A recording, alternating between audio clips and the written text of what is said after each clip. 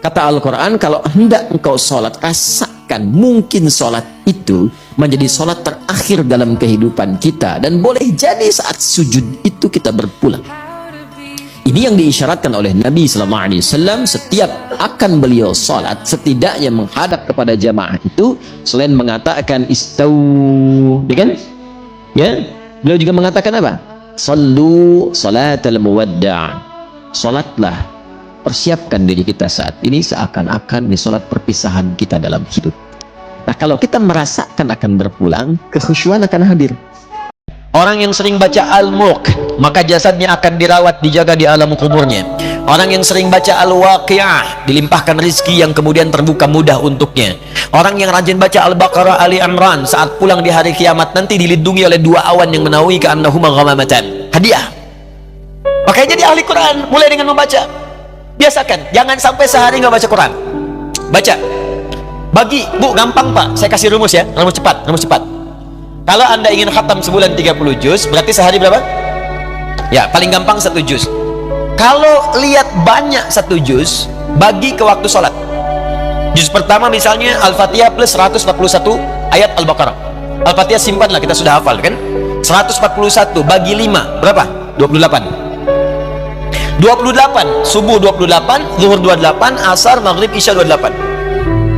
Kepanjangan Ustadz bagi 2. Sebelum subuh 14, setelah subuh 14. 14 ayat itu berapa menit sih? Paling 5 menit. Apa tak punya 5 menit untuk akhirat kita? Itu surga kita. Jadi kalau Anda investasi sebelum sholat 5-10 menit, setelah sholat 5-10 menit, walaupun Anda buru-buru di jalan, bacakan. Ya, di mobil, di kantor nyampe, jeda, baca. Cuma 5 menit kok, 10 menit. Maka kalau dibiasakan, jadilah Anda bagian dari ahli Quran. Kalau Anda wafat sedang menjadi bagian itu, sedang baca, mau baca, buka mushaf, niat baca, wafat, jadi ahli Quran seketika. Hati itu kalau dijaga dengan baik, itu akan selalu membimbing pemiliknya kepada nilai-nilai kesolehan. Karena itu, kalau Anda pernah melakukan kesalahan, ya ingat, hati-hati. Kalau pernah melakukan kesalahan, sejatinya kesalahan itu terjadi supaya kita belajar dari situ untuk menjadi orang yang saleh. Kata Allah, ingat ya, satu saat kau akan berpisah dengan dunia ini. Jadi kalau terlalu sibuk dengan dunia, kerja lagi, bangun ini, bangun itu, berangkat gelap, pulang gelap, kamu akan berpisah. Kalau sudah tiba waktunya yang pasti terjadi, apa yang kamu siapkan? Berpisah dalam bahasa Arab disebut dengan fasal. Waktunya disebut dengan yaum, pasti disebut dengan miqat. Inna yaumal fasli kana miqata. Ayat ke-17. Hei orang-orang yang sibuk dengan dunia, yang saking banyak sibuknya kadang sering berselisih, sering berdebat pada yang tidak penting, diskusi pada sesuatu yang tidak bermutu, gak nyari solusi, cuma bikin konten untuk viral saja, rame-rame bikin perpecahan. Sampai kapan itu mau dilakukan, kata Allah? Sampai engkau lupa dengan akhiratmu. Maka bawa kesuksesan duniamu untuk kebahagiaan akhiratmu, karena satu saat engkau akan berpisah dengan apa yang selalu engkau sibukkan itu. Juni, J-nya apa? Yakin semua indah, pejamkanlah mata, padanya kita berserah. Catat ya, jangan pernah mengukur suksesnya anakmu dengan materi yang dia miliki.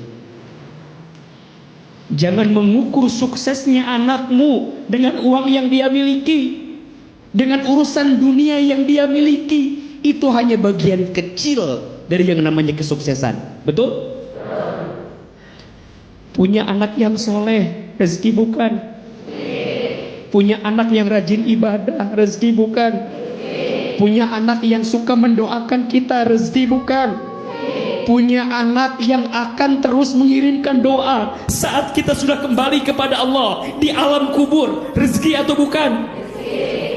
Ayo, mana yang mau kita minta? Punya anak yang uangnya banyak tapi nggak pernah mendoakan kita, atau boleh jadi punya anak yang pas-pasan, sederhana, tapi nanti yang mendoakan kita. Pilih yang pertama atau yang kedua? Nggak apa-apa, dunianya dia nggak punya deh. Tapi saat kita wafat, dia bacain talqin buat kita. Bahagia tidak? Saat kita wafat, dia menyulatkan jenazah kita. Bahagia tidak? Saat kita sendirian di alam kubur, dia ngirimin Fatihah, ngirimin doa buat kita. Bahagia tidak? Nauzubillah, mohon maaf ibu, berapa banyak orang tua telah wafat, tapi anak-anaknya bertengkar gara-gara harta yang ditinggalkan. Ada atau tidak? Maka jangan pernah mengukur suksesnya anakmu dengan sebatas urusan dunia yang dia miliki.